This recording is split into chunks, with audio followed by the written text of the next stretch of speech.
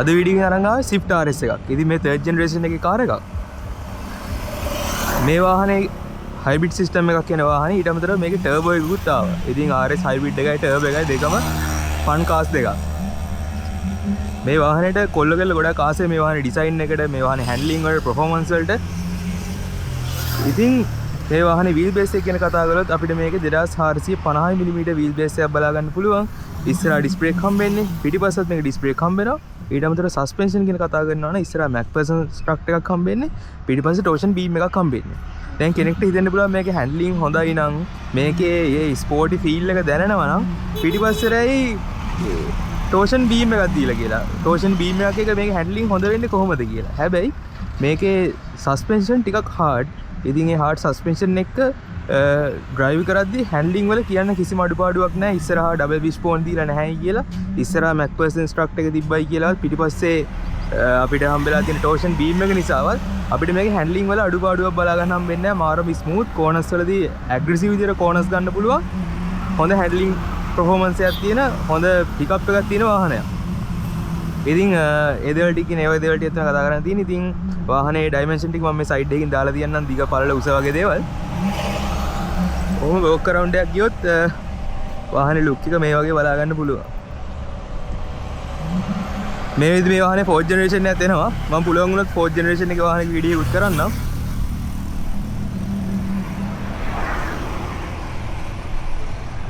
ඒ ලස්සන look එකක් තියෙන වාහනයක්. අපි වාහනේ ඇතුළේ විස්තර ටිකක් කතා කරලා, එන්ජින් එකේ විස්තර ටික කතා කරලා අපි යන ටෙස්ට් රයිඩ් එක.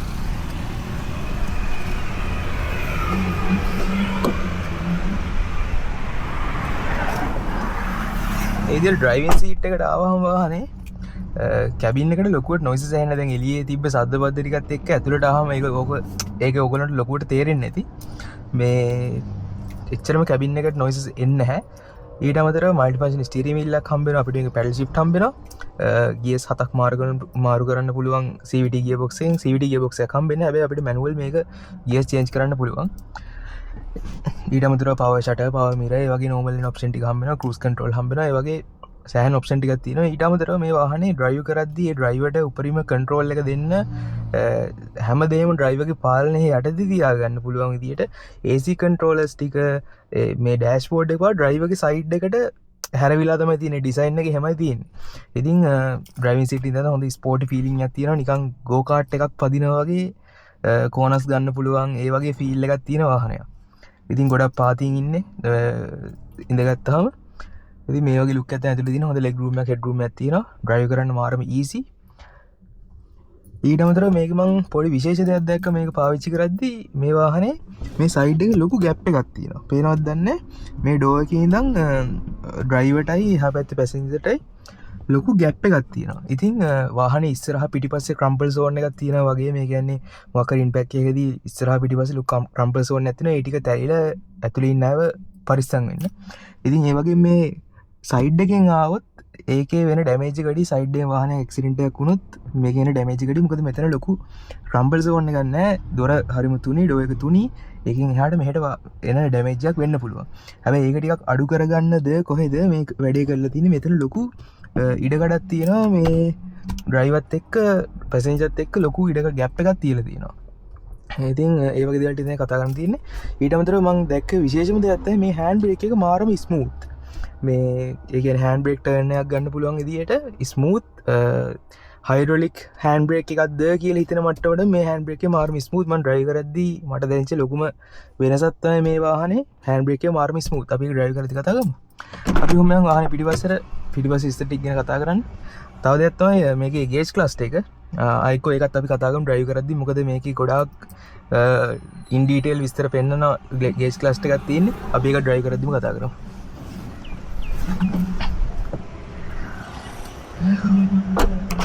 ඔහොම වාහනේ පිටිපස්සට ආවහම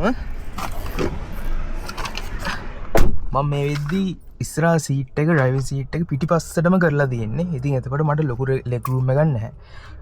හොඳ හෙඩ් රූම් එකක් තියෙනවා. සාමාන්‍ය ඇක්වා එකකට වඩා සාපේක්ෂව ඇක්වා එකට වඩා මේක හොඳ හෙඩ් රූම් එකක් තියෙනවා. ඇක්වා එකේ මම යද්දී ඔලිව් අදිනවා මේ රූෆ් එකේ. ඉතින් මේ ඊට වඩා හොඳ හෙඩ් රූම් එකක් තියෙනවා.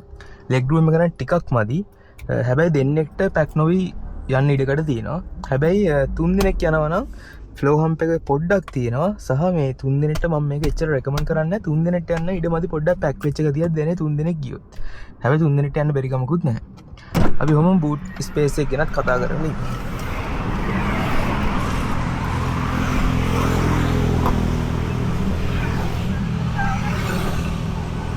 කොහොම වාහනේ බූට් එකට ආවම මේ වගේ හොඳ ස්පේස් එකක් තියෙනවා. දැන් මං කියවනේ මේක ස්පෝර්ටි විදියට ඩ්‍රයිව් කරන්න හදපු වාහනයක් කියලා.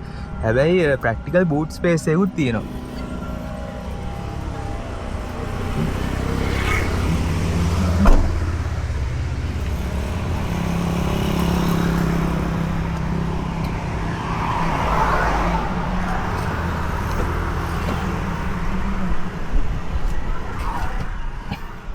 අපි එනම් වාහනේ ඩ්‍රයිව් එකක් ගිහිල්ලා එන්ජින් එක ගැන කතා කරමු. නැත්නම් ඩ්‍රයිව් එක යනකම් අපි ගැන කතා කරමු.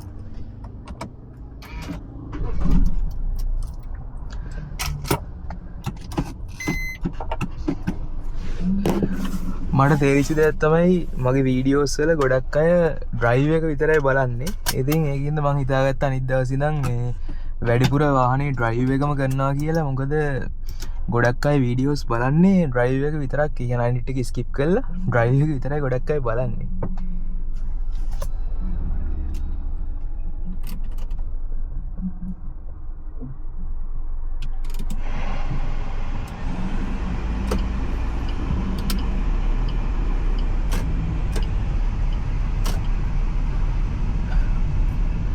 මේ වාහනේ එන්ජින් පර්ෆෝමන්ස් ගැන කතා කරොත් මේක තියෙන්නේ K12C කියන එන්ජින් එක. ඉතින් K12C එන්ජින් එකෙන් ජෙනරේට් කරන RPM එක 6000 දී හෝස් පවර් 91ක්. ඒ වගේම RPM එක 4400 දී ටෝක් එක නිව්ටන් මීටර් 118ක්. ඉතින් වාහනේ වේට් එක තියෙන්නේ කිලෝ 970ක් විතර. ඉතින් කිලෝ 970ක වේට් එකක් තියෙන වාහනයකට ඒ පවර් එක සුපර්. ඉතින් power to weight ratio එක කියලා වැඩක් නැහැ. හොඳ acceleration එකක් තියෙනවා. 0 to 100 යන්න සාමාන්‍යයෙන් යන්නේ තප්පර 11.5ක් විතර. තප්පර 11ක 11.5ක් අතර කාලයක් තමයි යන්නේ. ඉතින් මේ කාර් එකට ඒ power එක ඇති. සහ මේකේ turbo version එකට ගියොත් turbo එකේ තව horse power එක ටිකක් up වෙනවා. torque එක ටිකක් up වෙනවා. මට මතක හිටියේ torque එක ටිකක් up වෙනවා. මම ඒකේ විස්තර ටිකක් දාන්න site එකේ. දැන් මට හරියට මතක නැහැ. ඒකේ power එකයි torque එකයි මට මතක හිටියේ ඒකේ හෝස් පවර් ගන්න ගියා 100ට එහා ගියා. 100කට වඩා තිබ්බ හෝස් පවර් ගන්න ටෝක් යන මේකට ටිකක් අඩුයි. මොකද මේකේ ISG සිස්ටම් එකක් තියෙනවා, ඉන්ටග්‍රේටඩ් ස්ටාර්ටර් ජෙනරේටර්. ඉතින් මේ Suzuki ලගේ ISG සිස්ටම් එකත් එක තමයි මේක හයිබ්‍රිඩ් එකක් විදිහට හඳුන්වන්නේ. ඉතින් ඔය ISG සිස්ටම් එකෙන් මේ වාහනේ ටෝක් එක වැඩිපුර දෙනවා. ඉතින් ISG සිස්ටම් එකේ වැඩ කරන මෝටර් එකකින් සාමාන්‍යයෙන් මේකේ ටෝක් එක තව නිව්ටන් මීටර් 60ක් විතර අප් කරලා දෙනවා. ඒතර 170 නිව්ටන් මීටර් විතර මේකේ ටෝක් එකක් තියෙනවා වාහන ඩ්‍රයිව් කරද්දී. ඉතින් ඒකත් එක්ක හොඳ පිකප් එකක් ඇක්සලරේෂන් එකක් දැනෙනවා.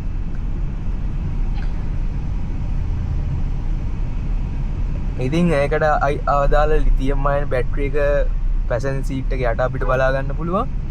මේ ඉතින් ඒකත් එක්ක හොඳ පවර් එකක් දෙන. එක දිගටම පවර් එකකට දෙන්න බෑ. මොකද බැටරි එක බහිනවනේ. ඉතින් එක දිගටම දෙන්න පොඩි කික් එකක් දෙනවා. ඇක්සලරේට් කළාම පොඩි කික් එකක් දෙනවා. අපි පොඩ්ඩක් ඇක්සලරේට් කරලා බලමු කොහොමද මේ පවර් එක කියන්නේ.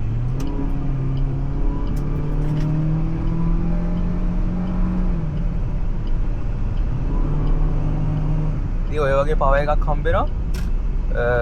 හොඳ පවර් එකක්. වාහනේ සයිස් එකත් එක්ක බලද්දී එන්ජින් කැපැසිටි එකත් එක්ක බලද්දී 1006 විතර පවර් එකක් අපිට මේකේ බලා ගන්න පුළුවන්. ඉතින් කියන්න අඩුපාඩුවක් නැහැ මේ වාහනේ.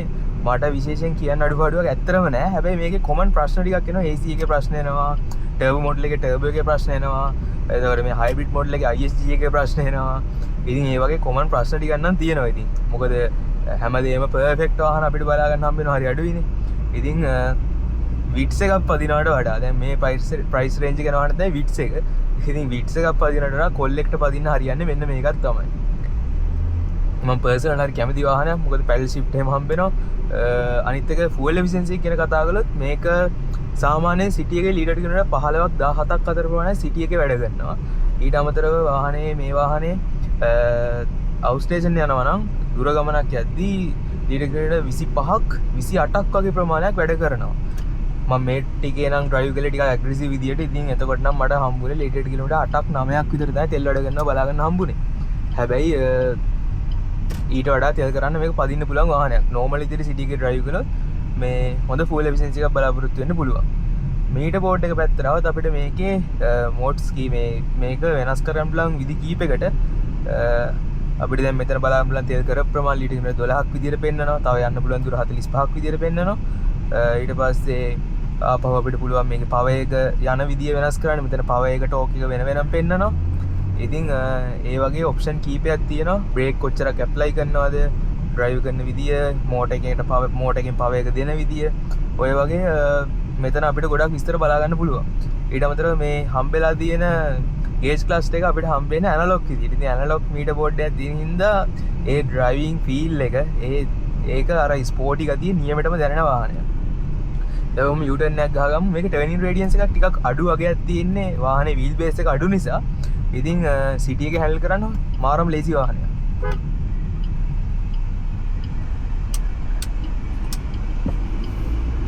අපි ඔහොමම යූටර්න් එක අරගෙන අපි මැනුවල් ඩ්‍රයිව් කරලා බලමු.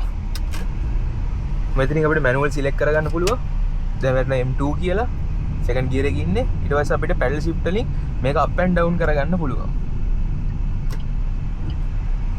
සස්පෙන්ෂන් ටිකක් හાર્ඩ් හින්දා කෝනර්ස් වලදී සුපර්. මාරම හොඳ කන්ටිනියුස් එකක් තියෙනවා.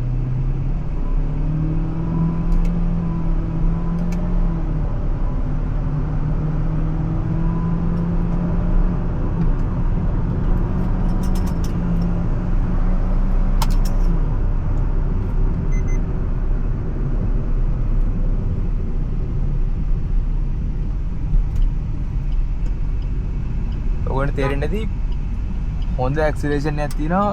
හොඳ G-force එකක් ඇඟට දැනෙනවා. ප්‍රයිස් රේන්ජ් එකට මාරම වර්ත් වාහනයක්. අනිත් දේ තමයි ඉතින් සෑහෙන කට්ටියගේ ඇට්‍රැක්ෂන් එක හම්බ වෙන වාහනයක්. කැම්පස් එකක් ගාවින් එහෙම ඩ්‍රයිව් කරද්දි සෑහෙන පිරිසක් බලනවා.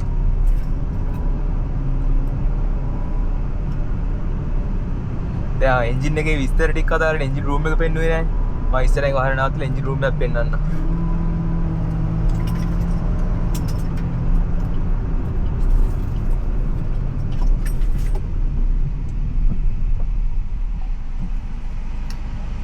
ගියර්ස් ටික මැනුවල් ඩවුන් නොකලත් ඔටෝ ඩවුන් වෙනවා. අපි මැනුවල් අප් නොකලත් RPM එක 6500 විතර ගියන් පස්සේ රෙඩ් ලයින් ගියන් පස්සේ ඔටෝ අප් වෙනවා.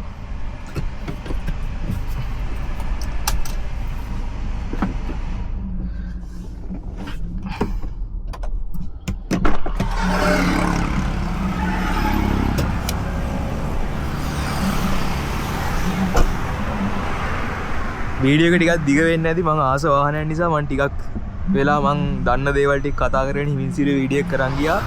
මොකද Swift RS 8ක් 9ක් විතර මම පාවිච්චි කරලා තියෙනවා. RS එක ටර්බෝ එකයි හයිබ්‍රිඩ් එක දෙකම පාවිච්චි කරලා තියෙනවා. ඉතින් මම ආස නිසා මම නිතර යාළුවෙකුගේ වාහන ඇතිවත් මම ඉල්ලගෙන පදින වාහනයක්. ඉතින් මේ විදිහට තමයි එන්ජින් රූම් එක බලා ගන්න හම්බෙන්නේ. 1.2 ලීටර් එන්ජින් එකක්. එතකොට 1.2 ලීටර් එන්ජින් එකත් එක්ක ISC සිස්ටම් එකත් එක්ක ISC මෝටර් එකකිනුත් සපෝට් එකක් දීලා තමයි මේකේ අර මං කියපු පවර් එක ජෙනරේට් වෙන්නේ. ඉතින් මේ එන්ජින් එකේ තව විශේෂත්වයක් තියෙනවා. මේකේ ඉන්ජෙක්ටර්ස් එක සිලින්ඩර් එකට දෙක ගානේ හම්බෙනවා. සහ මේක 4 සිලින්ඩර් එන්ජින් එකක්. දැන් අලුතෙන් එන ගොඩක් එන්ජින් 1.2 ලීටර් එන්ජින් හම්බෙන්නේ 3 සිලින්ඩර් එන්ජින් එකක් විදියට. ඉතින් මේක 4th ජෙනරේෂන් එකට ගියාම අපිට බලා ගන්න හම්බෙන්නේ 3 සිලින්ඩර් එන්ජින් එකක්. ඉතින් 3 සිලින්ඩර් එන්ජින් එකට වඩා මේ 4 සිලින්ඩර් එන්ජින් එක මාරම බැලන්ස්. ඉතින් 3 සිලින්ඩර් එන්ජින් එකේ තියෙන ভাইබ්‍රේෂන් මේ 4 සිලින්ඩර් එන්ජින් එක අපිට බලා ගන්න හම්බෙන්නේ නැහැ. ඉතින් ভাইබ්‍රේෂන් නැති හොඳට බැලන්ස් එන්ජින් එකක්.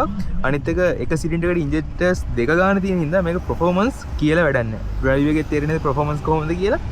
ඉතින් හොඳ performance එකක් දෙනවා. ඕගොල්ලෝ hybrid version එකට කැමති නැත්නම් turbo version එකට යන්න පුළුවන්. ඒක තව ටිකක් fun car එකක්. ඩ්‍රයිව් කරද්දී තවත් fun turbo එක boost කරනකොට ඉතින් fuel efficiency එක ගැන හිතනවා නම් city drive කරනවා නම් මේක හොඳම ඔප්ෂන් එක. ඔයාට මීටතර ස්පෝර්ට් විදිහට ඩ්‍රයිව් කරන්න ඕන නම් ඒ ෆීලිං එකම නම් ඕනේ. ඔයා ටර්බෝ එකට යනවා නම් ඒක තමයි ඔයාට හොඳම ඔප්ෂන් එක. ඉතින් මේ වාහනේ recommended oil එක කියන්නේ 0W20 oil එක. ඉතින් recommended oil එක, oil capacity එක ඒ දේවල් ටිකත් මම side එකකින් දාන්න. brake oil විදිහට .3 හරි 4 හරි brake oil එකක් use කරන්න පුළුවන්.